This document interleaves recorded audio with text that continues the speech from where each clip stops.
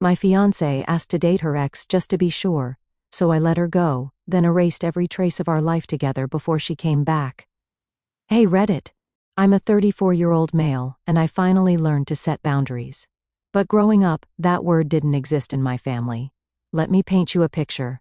My grandfather started this chain of barbecue restaurants back in the 1960s. It was his baby, and he poured everything into it. Blood, sweat, tears, you name it. When he passed, my dad and Uncle Mike inherited it. Sounds nice, right? Wrong. The problem was, neither of them had a clue how to actually run a business. Grandpa's passion held it together while he was alive, but after that, it was all downhill. They ran it like it was their personal playground, and guess who was expected to clean up their messes? Yep, me. I got roped in when I was 10 years old. It started small, cleaning tables after hours or doing inventory. It's just a little help, they said. But by the time I was 12, I was spending entire weekends in the back of the kitchen, chopping vegetables and mopping floors. And not once did I get so much as a dime for my trouble. Family doesn't charge family, Dad would say whenever I asked about payment. But this so-called rule only applied to me. My cousin Ryan, Uncle Mike's son, never had to lift a finger. He was either too young or too busy. Meanwhile, I was practically a full-time employee without a paycheck. I remember one summer when I was around 14. The restaurant was short-staffed because one of the cooks quit mid-shift. My dad called me out of bed at 6 o'clock in the morning on a Saturday to help out. I spent the entire day in the back, sweating over a stove and running food to tables. By the end of the day, I was so tired I could barely keep my eyes open. When I asked if I could take Sunday off to recover, Dad just laughed. Recover from what? It's called hard work, he said. Meanwhile, Ryan was off at some water park with his friends, posting pictures of funnel cakes and water slides. It was infuriating. The unfairness wasn't just limited to work either. Every family gathering turned into a brag fest about Ryan. Uncle Mike would go on and on about how Ryan was going to take the business to the next level one day. They even joked about him becoming CEO. CEO of what? The guy hadn't even stepped foot in a kitchen, let alone managed a shift. And it wasn't like I was a slacker. By the time I was 16, I was basically running the weekend shifts on my own. I handled scheduling, inventory, and even customer complaints. One time, a customer's order got completely botched. Wrong meat, wrong sides, the works. I fixed it, comped their meal, and got them a gift card to make up for it. The customer ended up leaving a glowing review. My dad's response? Good job, but next time, try not to mess up in the first place. I can't even count the number of times I was called in to fix problems that weren't my fault. Like the time one of the dishwashers decided to quit in the middle of the lunch rush. Instead of calling another adult or, I don't know, doing it themselves, Dad called me out of school to cover for him. I spent 4 hours scraping burnt barbecue sauce off pans while my friends were out enjoying their lunch break.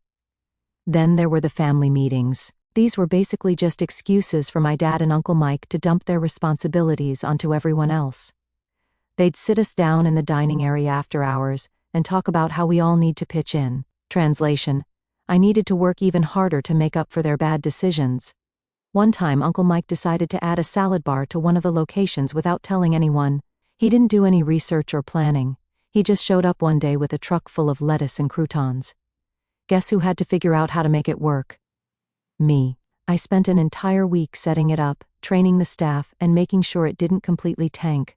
When the salad bar failed, because, duh, no one goes to a barbecue joint for salads, Uncle Mike blamed me for not marketing it well enough. By the time I was 17, I started to realize that this wasn't normal. My friends had part-time jobs where they actually got paid, and their families didn't expect them to sacrifice their entire lives for tradition. But every time I brought it up, I was met with the same line. You should be proud to be part of something bigger than yourself. Proud of what? Working for free while Ryan got treated like a prince? No thanks. It all came to a head when I turned 18. I was finishing up a shift when Ryan strolled in with his dad. He was dressed in some fancy new clothes, talking about how he'd just gotten back from a treat trip with his friends. A treat trip. The guy hadn't even worked a day in his life. Uncle Mike looked at me and said, "You should be taking notes from Ryan. He's got the right mindset for leadership." I couldn't believe it. I'd been breaking my back for years, and they wanted me to take notes from someone who didn't even know how to sweep a floor? That was the moment I knew I had to get out. But it wasn't going to be easy. My family had spent my entire life tying my self-worth to the business, and breaking free felt impossible. Still, I knew one thing for sure: I couldn't keep sacrificing my happiness for their entitlement. And that's just the start of the story. Trust me, it gets worse before it gets better. I realized I couldn't keep living like that, constantly working for free in a business that treated me like cheap labor while Ryan lived his best life without lifting a finger. I'd had enough. I told my parents I wanted to go to college, and not just any major. I wanted to study marketing. I'd always been drawn to the creative side of business, and I figured if I was going to put my time and energy into something, it might as well be something I enjoyed. When I brought it up to Dad, his face twisted like I'd just told him I was planning to rob a bank. "Why would you waste time and money on college?" he asked. "You've already got a career lined up here. You should be grateful we've built this for you." "Grateful for what?" I shot back. "I've been working here for years without pay." "That's what family does," he said, like it was supposed to make everything okay. "Ryan will join us eventually, and you two will run it together. That's how we keep the legacy alive." Ryan? It always came back to Ryan. This guy, who still didn't know how to do a single thing at the restaurant, was apparently my future business partner. I knew I couldn't let that happen. Uncle Mike, of course, had to stick his nose in. "The business doesn't have extra funds for college," he said, as if I'd asked him to sell his car to pay for my tuition. "If you want to go, you'll have to figure it out yourself. We can't be funding personal ambitions." The hypocrisy of that statement made me want to scream. Uncle Mike had just bought Ryan a brand new laptop for his future studies in hotel management, fully funded by the business. Meanwhile, I was being told to fend for myself. But if there's one thing those years at the restaurant taught me, it's how to hustle. I applied for every scholarship I could find, took on 2 part-time jobs, and even worked as a delivery driver on weekends. I didn't care how hard it was. I just needed to get out of there. The first few months of college felt like freedom. I wasn't tied to the restaurant anymore, and for the first time in years, I had the chance to figure out what I actually wanted. I loved my marketing classes, especially the ones that focused on branding and customer behavior. I'd spend hours working on projects and brainstorming ideas, and it felt good to use my brain for something other than calculating food costs or dealing with angry customers. Of course, my family didn't make it easy. Dad called constantly, asking when I'd come home to help. "The weekends are tough without you," he'd say, like I was supposed to drop everything and drive back just because they didn't want to hire more staff. One time, Mom called me in tears. "Your dad's so stressed," she said. "Can't you just come home for one weekend and help out?" "No, Mom," I said firmly. "I've got 2 jobs and a full course load. I can't just drop everything." "Well, Ryan's been helping out a lot lately," she said, clearly trying to guilt me. I almost laughed out loud. "Ryan helping? Sure, maybe he showed up once in a blue moon to supervise a shift. But I knew he wasn't doing anything that actually mattered. I'd heard from my friends who still worked there that Ryan spent most of his time chatting with customers and avoiding the kitchen entirely. By the time I hit my second year of college, I'd gotten into a good rhythm. My scholarships covered most of my tuition, and my jobs paid for the rest. It wasn't easy. I'd pull all-nighters working on marketing projects, only to wake up at the crack of dawn for my delivery shift. But I felt like I was finally doing something that mattered. Meanwhile, the family drama continued. Every time I came home for a holiday or break, the guilt trips would start all over again. Dad would corner me and say, "I don't understand why you're wasting time learning about marketing, when we could teach you everything you need to know right here." Uncle Mike would chime in with, "This business is your future, whether you like it or not. You're going to come back eventually, so why not start now?" I learned to tune them out, but it wasn't always easy. They had a way of making me feel like I was abandoning them, even though I knew, deep down, they were the ones who'd let me down. One summer, I decided to take an internship with a local marketing agency instead of working at the restaurant. I thought maybe, just maybe, they'd finally leave me alone. Instead, it made things worse. "You're working for strangers?" Dad asked when I told him. "How can you be so disloyal to your family?" "It's an internship," I explained. "It's not like I'm moving away forever." "It's the principle of the thing," Uncle Mike said. "You're turning your back on the people who've always been there for you. Always been there for me?" The audacity was almost laughable. But the internship turned out to be one of the best decisions I ever made. I learned more about branding, digital campaigns, and customer engagement in 3 months than I ever had at the restaurant. By the time I finished, I felt more confident in my abilities than ever. Of course, my family didn't see it that way. When I came home for Thanksgiving that year, Dad gave me the cold shoulder for most of the night. Uncle Mike made a snide comment about how real loyalty doesn't come with a paycheck, and Ryan couldn't resist bragging about how he'd helped run the place all summer. I didn't bother arguing. I knew they'd never see things from my perspective, and honestly, I didn't care anymore. I was building a future for myself, one that didn't involve being chained to their outdated, dysfunctional business. Once I finished college and started my career in marketing, I thought I was finally free of the family business. It turns out, no matter how far you think you've gotten, guilt has a way of sneaking back in, especially when it comes to family. By the time I turned 23, I'd landed my first real job at a small marketing agency. It wasn't glamorous, and the pay was nothing to brag about, but I loved it. I got to work with a mix of small businesses and startups, helping them build their brands from scratch. It felt good to be valued for my ideas, and for the first time in my life, I didn't feel like I was just some cog in a dysfunctional machine. Of course, my family didn't see it that way. To them, it didn't matter that I was doing well for myself. What mattered was that I wasn't doing it for them. "You're wasting your talent," Dad said during one of my rare visits home. "All those skills you learned could be helping the family." "It's not a waste," I told him. "I'm happy with what I'm doing." "That's not the point," he said, as if my happiness didn't factor into the equation. "You're turning your back on everything your grandfather built." That was his go-to line, by the way. Anytime he wanted to guilt me into doing something, he'd bring up Grandpa. "Your grandfather worked so hard to build this business," he'd say. "Do you really want to let all his sacrifices go to waste?"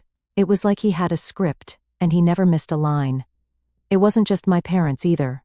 Uncle Mike had his own version of the guilt routine. Whenever I visited, he'd corner me in the dining area after hours and give me one of his infamous lectures. "This business is your legacy," he'd say, pacing back and forth like he was delivering a TED Talk. "Ryan can't do it all on his own. He needs you." That one always made me laugh on the inside. Ryan? The guy who spent more time on social media than actually working? The idea that he was carrying anything was a joke. But I kept my mouth shut because I knew it wouldn't make a difference. The worst part of all of this wasn't the guilt trips themselves. It was how relentless they were. Every time I came home, there was a new angle, a new way to frame their disappointment in me. One time, Uncle Mike even brought out the big guns. Public shaming. We were at a family barbecue, one of those rare moments where everyone pretended to get along, and he decided it was the perfect time to air his grievances. "You know," he said loudly, catching the attention of everyone within earshot, "it's a shame you're not part of the business anymore. We could really use someone with your expertise." All eyes turned to me. I could feel my face getting hot, but I managed to stay calm. "I've got my own career now," I said, keeping my voice steady. "The thing about guilt trips is that they only work if you let them, and I was getting better at brushing them off. But that didn't stop my family from trying. One time, Dad even tried to play the practicality card. He called me up and started asking about my job. At first, I thought he was just making conversation, but it quickly turned into something else. "How much are they paying you over there?" he asked, like it was any of his business. "Enough," I replied, not giving him any details. "Well, we could really use someone with your skill set," he said. "I bet we could pay you just as much, if not more." I almost laughed. "Pay me more? With what money?" "Don't be like that," he said, clearly annoyed. "I'm serious. If you came back, we'd make it worth your while." It was tempting for about half a second, but I knew better. They'd been promising to make it worth my while for years, and it had never happened. The calls didn't stop there. Every few weeks, Dad or Mom would find a new reason to reach out. It was mostly about the business. "Do you have any tips for attracting more customers?" At one point, I started avoiding their calls altogether. It felt rude, but I needed the space. I couldn't keep putting myself in situations where I felt like the bad guy for living my own life. But even with all the distance I tried to create, the guilt still crept in. I'd lie awake some nights, wondering if I was being selfish. What if they really did need me? What if I was the one holding everything together, and my leaving had caused everything to fall apart? It wasn't until much later that I realized how manipulative they'd been. They didn't actually want me to succeed, they just wanted me to keep sacrificing for their bad decisions. But at the time, it was hard to see things clearly. Now, I realized that the guilt games were just their way of avoiding responsibility. It was easier to blame me for abandoning them than to admit they'd been running the business into the ground for years. But eventually, they wore me down. By the time I caved and decided to go back to the family business, I was 26, and honestly, I felt like I was walking into a storm I had no business being in. I'd spent years trying to establish my own life, my own career, but the guilt eventually broke me down. They didn't just want help, they made it sound like the whole business was about to crumble if I didn't step in. And maybe I was naive, but part of me thought I could actually fix things. Dad framed it like I'd be coming in to save the day. "We need fresh ideas," he said over the phone one night. "Someone who understands modern marketing, the way the world is changing." He talked a big game about how much they needed me, how much freedom I'd have, and how this was my chance to make a real impact. I figured, okay, maybe this is my shot. I'll come in, fix what I can, and then walk away once they're stable.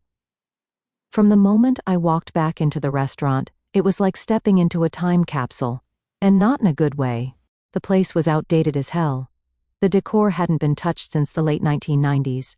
The menus were these crusty laminated sheets with faded pictures, and the overall vibe screamed, "We're out of ideas." Even worse, there was no social media presence and no website worth mentioning. If you Googled the restaurant, the top result was a 1-star review complaining about cold food and bad service. And then there was my office. Dad had promised I'd be running the marketing department, but what he failed to mention was that the department was just me. My office was a desk shoved into a corner of the storage room, right next to the deep fryer oil. I literally had to move boxes of ketchup packets just to sit down. The staff situation was somehow even worse. Most of the employees were either family friends or people they'd hired on a whim. There was no structure, no training, and no accountability. One of the line cooks didn't even know how to make half the menu items. But instead of firing him, Dad kept saying, "We can't afford to lose anyone right now. And let's not forget Ryan." By the time I got there, he'd been given the title of operations manager, which was a joke. His idea of managing was showing up at noon, sitting in the office with his feet on the desk, and scrolling through his phone. If anyone needed anything, he'd tell them to ask my dad or my cousin. Yeah, real leadership material. I rolled up my sleeves and tried to get to work. My first order of business was setting up a social media presence. I put together a campaign to promote the restaurant on Instagram and Facebook, with some basic strategies to boost engagement. When I pitched the idea to Dad, he immediately shut it down. "Social media? That's just a trend," he said. "We don't need to waste time on that." "It's not trend, Dad," I said, trying to keep my cool. "Every restaurant has a social media presence these days. It's how people find new places to eat." "We've been doing fine without it," he said, waving me off. "We don't need to fix what isn't broken." Except it was broken. The business was losing money, foot traffic was down, and the reviews were brutal. But trying to convince Dad and Uncle Mike of that was like talking to a brick wall. Speaking of Uncle Mike, he was a whole other headache. He had this way of swooping in at the last minute and taking credit for anything that went well. One time, I spent weeks setting up a partnership with a local catering company to boost our revenue. I worked out all the details, designed a flyer, and even handled the negotiations. Right before the deal went through, Uncle Mike announced it to the staff as if it was his idea. He even gave himself a pat on the back during the next family meeting. "See, this is the kind of innovation we need," he said, grinning like he'd just solved world hunger. When I called him out on it later, he just shrugged. "We're all in this together," he said. "It doesn't matter who gets the credit." Of course, it mattered to him when he didn't get the credit. Ryan wasn't much better. One morning, I came in early to set up for a meeting with a potential new supplier. Ryan was supposed to handle the introductions, but he showed up 30 minutes late, coffee in hand, acting like it was no big deal. When I asked him what happened, he said, "I overslept. Chill out." That was Ryan's default response to everything, chill out. Meanwhile, I was running around trying to keep the business afloat while he got paid triple my salary for doing nothing. It wasn't just frustrating, it was exhausting. Every day felt like an uphill battle, and no matter how much effort I put in, nothing seemed to stick. If I came up with a promotion to attract new customers, Dad would veto it because we've never done that before. If I suggested updating the menu, Uncle Mike would complain that it was too expensive. and if I pointed out that Ryan wasn't pulling his weight, they'd all look at me like I was the problem. The final straw came about 6 months in. I'd been working on a complete rebranding strategy, new logo, updated menus, the whole 9 yards. I put together a presentation and scheduled a meeting with Dad, Uncle Mike, and Ryan to go over the details.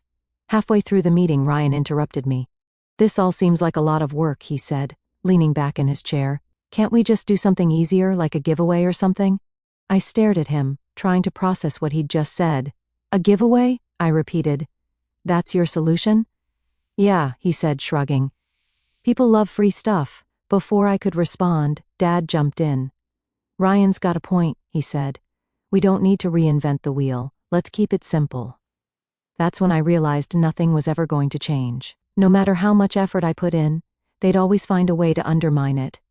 They didn't actually want fresh ideas or innovation. They just wanted me to do all the work while they reaped the benefits. I stuck it out for a year, but by the end, I was completely drained. The constant pushback, the lack of support, and the blatant favoritism were too much to handle.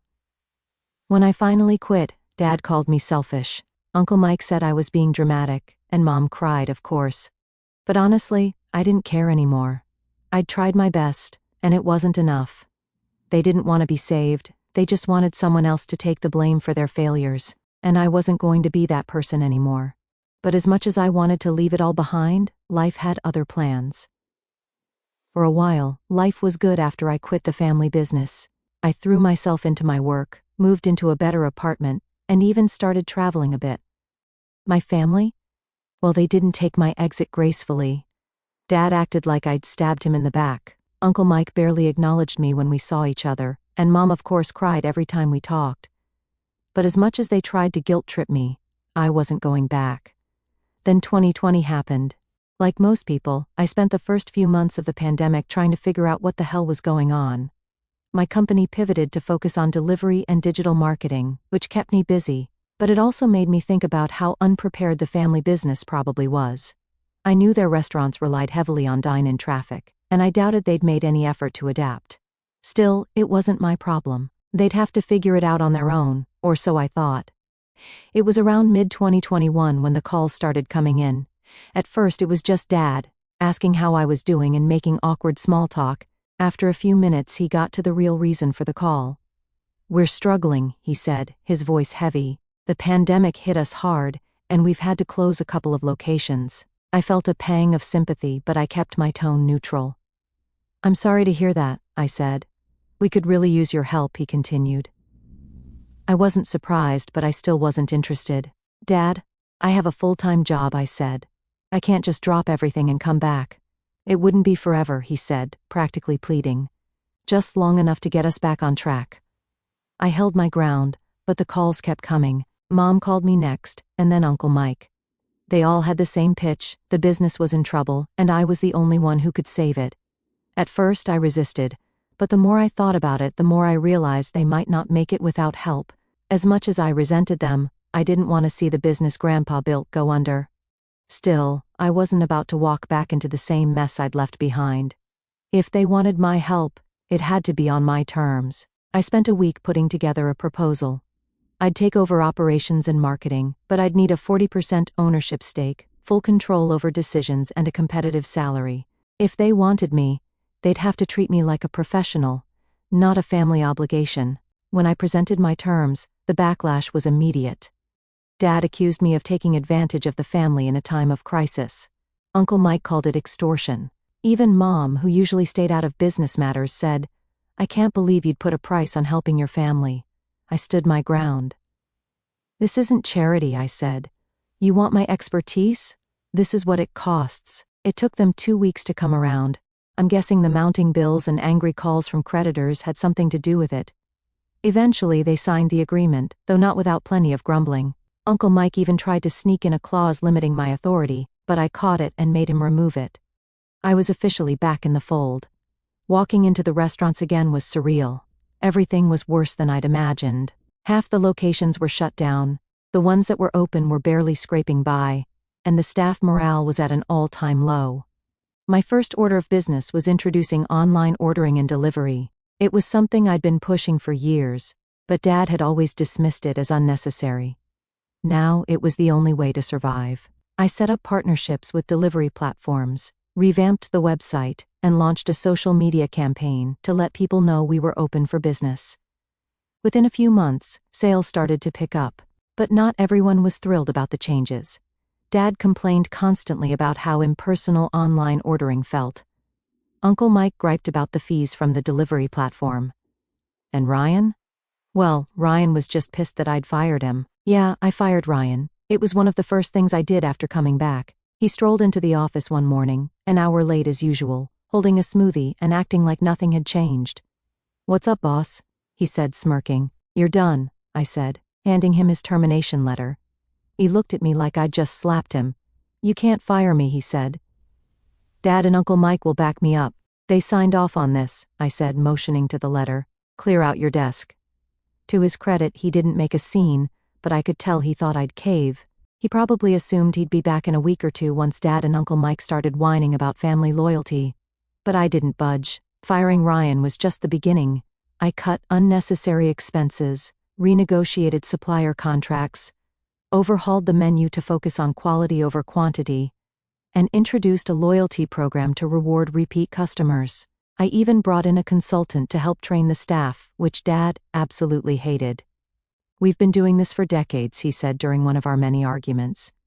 "Why do we need some outsider telling us how to run things?" "Because what you've been doing isn't working," I said.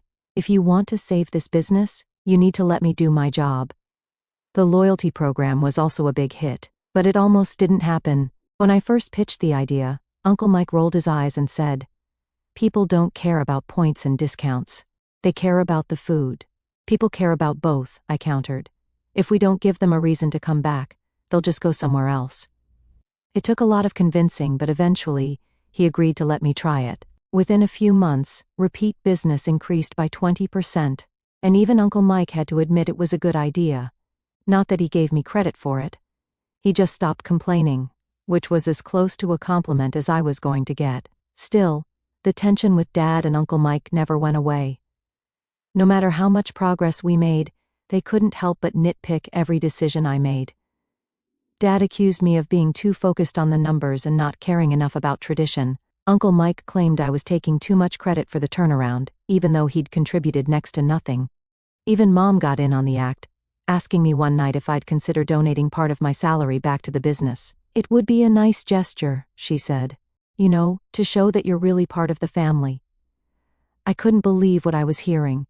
After everything I'd done, they still wanted more from me. About a year ago, I finally quit. It wasn't a sudden decision, it had been building up for months. The business was in a good place financially, and I'd accomplished everything I set out to do. The restaurants were turning a profit again, staff morale was up, and we had a loyal customer base. From the outside, everything looked great. But inside, it was a nightmare. The final straw came during one of our family meetings. By this point, I'd been running the operations and marketing for over 2 years. I'd modernized every aspect of the business, and it was thriving because of my efforts. But instead of being grateful, Dad and Uncle Mike were plotting behind my back. I found out they'd promised Ryan the CEO role. Yes, Ryan. Apparently, they decided that now that the business was stable, it was time to hand over the reins to family. Never mind that I was family too. In their minds, Ryan was the heir, and I was just the workhorse. When I confronted them, Dad didn't even try to deny it. "You've done your part," he said. "Now it's time for Ryan to step up and lead." "Step up and lead?" I repeated, trying not to lose it. "He hasn't done anything except sit on his ass while I've been busting mine for the last 2 years. "You don't understand," Uncle Mike said, as if I was the one being unreasonable. "This business was always meant to stay in the family. Ryan has the right to be part of it." "I am family," I said, my voice rising. "But that's never mattered to you, has it?" They looked at me like I was the problem, like I was being selfish for not wanting to hand over everything I'd worked for to someone who didn't deserve it. That was the moment I knew I was done. The next day, I submitted my resignation and sold my ownership stake back to them at a significant profit. Dad tried to talk me out of it, offering to double my salary. Uncle Mike called me immature and said I was throwing away everything we'd built together. But I didn't care anymore. I'd given them everything I had, and it still wasn't enough. Now, a year later, I'm finally at peace with my decision. It wasn't easy at first. For the first few months, I kept waiting for the phone calls to start again, the guilt trips, the pleas for help. But they never came. I guess they thought if they ignored me, I'd come crawling back. As for the family business, it's not doing so great. From what I've heard, they've undone most of the changes I implemented. The loyalty program is gone, the menu is back to its bloated, outdated state, and their online presence is non-existent again. The worst part? They actually brought Ryan back. Apparently, he's managing the business now, but based on the reviews I've seen, he's doing exactly what I expected. Nothing. Customers are complaining about long wait times, rude staff, and inconsistent food quality. The restaurants are losing money again, and at least 3 locations have already closed. Do I feel bad about it? Not really. I gave them the tools to succeed, and they chose not to use them. That's on them, not me. At the end of the day, it's not my responsibility. I spent years trying to fix their mistakes, and it nearly broke me. Walking away was the best decision I ever made, and I finally stopped feeling guilty about it. If there's one thing I've learned from all of this, it's that loyalty isn't about sacrificing yourself for people who don't appreciate you. True loyalty goes both ways. It's about mutual respect and support, not blind obligation. Now, when I look back at everything I went through, I don't feel bitter. I feel proud. Proud that I stood up for myself. Proud that I set boundaries. And proud that I had the courage to walk away. Life's too short to waste on people who don't value you. If they can't see your worth, it's their loss, not yours. And that's where I'm at now. Finally at peace, finally free. And honestly, it feels pretty damn good.